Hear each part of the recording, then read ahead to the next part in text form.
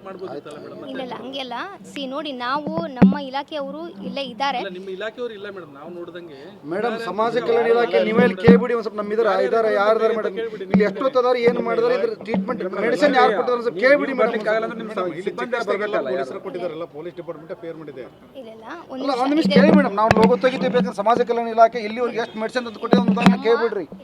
ಇವರು AD ಪ್ರಿಯದರ್ಶಿನಿ ಅಂತ ಅವ್ರಿಗೇನೆ ಇಲ್ಲಿ ಹಾಕಿದೀವಿ, ಅವರೇ ಇಲ್ಲಿ ಇದ್ದಾರೆ. ಈಗ ಡಾಕ್ಟರ್ ಹತ್ರನೂ ನಾವು ಕೇಳಿ ಮೇಡಮ್, ಇದಾರ ಕೇಳಿ ಮೇಡಮ್. ನಿಮ್ಮಿದ್ರಿ madam only pose photo video ಬಂದ್ರೆ ಆಗೋದಿಲ್ಲ ಮೇಡಮ್, ಕಷ್ಟಕ್ಕೆ ಸ್ಪಂದನೆ ಮಾಡುವಂತ ಅಧಿಕಾರಿಗಳು ಬೇಕು. ಪರಿಹಾರ ಇದುವರೆಗೂ ಅವ್ರು ಯಾರು ಏನು ಕೇಳೇ ಇಲ್ಲ. ನೀವು ಆಲ್ರೆಡಿ ಪರಿಹಾರ ಕೊಟ್ಟಿದ್ದೀವಿ, ಅವ್ರಿಗೆ ಚಿಕಿತ್ಸೆ ಬರೆಸ್ತೀವಿ ಮೇಡಮ್. ನಿಮ್ಮ ಪರಿಹಾರಕ್ಕೆ ಅವ್ರು ಯಾರು ಸಹ ಪರಿಹಾರ ಕೊಡಿ ಅಂತ ಒಬ್ರು ಸಹ ಮನವಿ ಇಲ್ಲ. ಈಗ ನಮ್ಮದು ತಮ್ಮದು ಏನಾಗಬೇಕು, ಈಗ ನಮ್ಮ ಉದ್ದೇಶ ಇರೋದು ಈಗ ಇವರಿಗೆ ಇಮಿಡಿಯೇಟ್ಲಿ ಕೇರ್ ಕೊಡುವಂಥದ್ದು. ಸೊ ಅದಕ್ಕೆ ನಾವು ಬೆಸ್ಟ್ ಆಫ್ ದ ಹಾಸ್ಪಿಟಲ್ ಅನ್ನು ಇಲ್ಲಿ ಅಡ್ಮಿಟ್ ಆದಮೇಲೆ ಅವರ ಒಂದು ಹಾಸ್ಪಿಟಲ್ ಇದಾವೆ ಹುಬ್ಳಿಲಿ, ಈಗ ಹಾಸ್ಪಿಟಲ್ದು ಸಮಸ್ಯೆ ಬಂದಿಲ್ಲ. ಅವ್ರು ಕೇಳ್ತಾ ಇರೋದು ನಿಮ್ಮ ಸ್ಪಂದನೆ ಯಾಕಾಗಿಲ್ಲ ಅಂತ ಒಂದೇ. ಇಲ್ಲ ನಮ್ಮ ಸ್ಪಂದನೆಯನ್ನು ಆಗ್ತಾ ಇದೆ. ನಾವು ಅವರಿಗೆ ಡಾಕ್ಟರ್ಗೆ ಹೇಳಿದೀವಿ, ಇಲ್ಲಿ ಏನೇ ಒಂದು ಅವರಿಗೆ ಟ್ರೀಟ್ಮೆಂಟ್ ಆಗಿದ್ರೆ ಅವರಿಂದ ₹1 ಕೂಡ ಕೊಡುವ ಅವಶ್ಯಕತೆ ಇಲ್ಲ, ಎಲ್ಲಾನು ಸರ್ಕಾರ ಕೊಡ್ತಾ ಇದೆ. ಇದನ್ನು ಇಮಿಡಿಯೇಟ್ಲಿ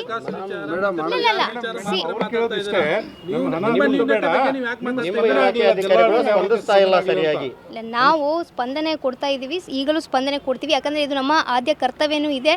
ನಾವು ಏನು ಸಂಬಂಧಪಟ್ಟ ಇಲಾಖೆಗಳಾಗ್ಬೋದು, ಪೊಲೀಸರವರು ಕೂಡ ಇದನ್ನು ಪಾರದರ್ಶಕವಾಗಿ ಮಾಡಬೇಕು. ಎಲ್ಲ ಇಲಾಖೆಗಳು ಸೇರಿ ಒಟ್ಟಾರೆ ನಾವು ಕೆಲಸ ಮಾಡ್ತಾ ಇದ್ದೀವಿ.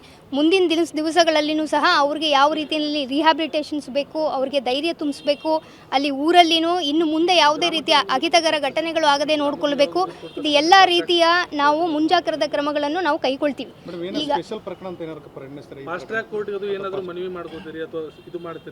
ಇಲ್ಲ ಖಂಡಿತಾಗಿ ಇದನ್ನು ಪೊಲೀಸಿಂದನೂ ನಾವು ರಿಪೋರ್ಟನ್ನು ನಾವು ಕೇಳ್ತಾ ಇದ್ದೀವಿ. ಈಗಾಗಲೇ 6 ಜನ ಅರೆಸ್ಟ್ ಆಗಿದ್ದಾರೆ 14 ಜನರಲ್ಲಿ. ಉಳಿದವರನ್ನು ಕೂಡ ಬೇಗ ಅರೆಸ್ಟ್ ಮಾಡಿ ಕಸ್ಟಡಿಯಲ್ಲಿ ತಗೊಳ್ಳೋಕ್ಕೆ ಕೂಡ ಪೊಲೀಸ್ ಡಿಪಾರ್ಟ್ಮೆಂಟ್ ಅವರಿಗೆ SP ಗೆ ಅವರಿಗೆ ಖಂಡಿತಾಗಿ. ಯಾಕಂದ್ರೆ ಇಲ್ಲಿ ಎಲ್ಲ ಫ್ಯಾಮಿಲಿದವರೇ ಇಲ್ಲೇ ಇರೋದ್ರಿಂದ ಇಲ್ಲ ಖಂಡಿತಾಗಿ ಮಾಡೋಣ. ಇಲ್ಲಿ ಏನಂದ್ರೆ ಇಲ್ಲೇ ಇದಾರಲ್ವಾ ಎಲ್ಲರೂ, ಅವರು ಇಡೀ ಫ್ಯಾಮಿಲಿ ಅವರು ಇಲ್ಲಿದ್ದಾರೆ. ಅದಕ್ಕೆ ನಾವು ಗ್ರಾಮಕ್ಕೆ ಫಸ್ಟ್ ಇವರಿಗೆ ನೋಡೋಣ, ಆಮೇಲೆ ಇವರಿಗೆ ಸಾಂತ್ವನ ಹೇಳೋಣ. ಯಾಕಂದ್ರೆ ಎಲ್ಲರೂ ಕೂಡ ಶಾಕಲ್ಲಿ ಇದ್ರು.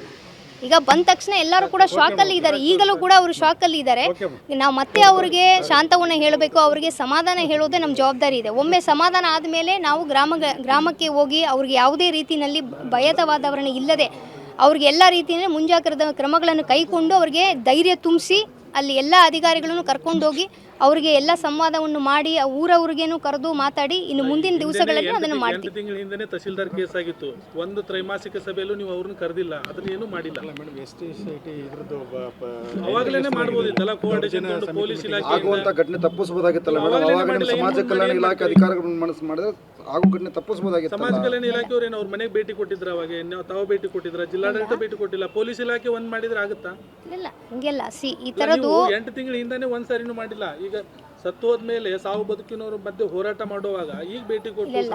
ಇದನ್ನೇ ನಾವು ನಿನ್ನೆನೂ ಕೂಡ ನಾವು SC/ST ಜಾಗೃತಿ ಸಮಿತಿಯನ್ನು ಕೂಡ ನಾವು ಇದನ್ನು ಕೂಡ ನಾವು ಮೀಟಿಂಗನ್ನು ಕಂಡಕ್ಟ್ ಮಾಡಿ ಇದರ ಬಗ್ಗೆನೂ ಇಂಥ ಕ್ರಮಗಳನ್ನು ಈ ಥರ ಒಂದು ಘಟನೆಗಳು ಮತ್ತೆ ಮರುಗಳಿಸದಂತೆ ಯಾವ ರೀತಿ ಜನರಿಗೆ ಒಂದು ಅರಿವು ಮೂಡಿಸೋದಾಗಲಿ, ಪ್ರಿಕಾಷನರಿ ಆ್ಯಕ್ಷನ್ ತೊಗೊಳ್ಳೋದಾಗಲಿ ಅದರ ಬಗ್ಗೆನೂ ನಿನ್ನೆ ಮೀಟಿಂಗ್ ಮಾಡಿ ನಿನ್ನೆ ಒಂದು 4-5 ತಾಸು ಇದರ ಬಗ್ಗೆನೇ ನಾವು ಚರ್ಚೆನೂ ಕೂಡ ಮಾಡಿದ್ದೀವಿ. ಹಾಗಾಗಿ ಮುಂದೆ ಬರುವ ದಿನಗಳಲ್ಲಿ ತಾಲೂಕು ಮಟ್ಟದಲ್ಲಿ ಆಗಲಿ ಜಿಲ್ಲಾ ಮಟ್ಟದಲ್ಲೇ ಆಗಲಿ ಇದರ ಬಗ್ಗೆನ ನಾವು ಮುಂಜಾಗ್ರತಾ ಕ್ರಮ ಕೈಗೊಳ್ಳೋದಕ್ಕೆ ನಮ್ಮ ಇಲಾಖೆ ಹಾಗೂ ಸಂಬಂಧಪಟ್ಟ ಎಲ್ಲ ಇಲಾಖೆಯಲ್ಲೂ ಕೋಆರ್ಡಿನೇಷನ್ ಮಾಡ್ತೀವಿ ಅಂತ ಈ ಮೂಲಕ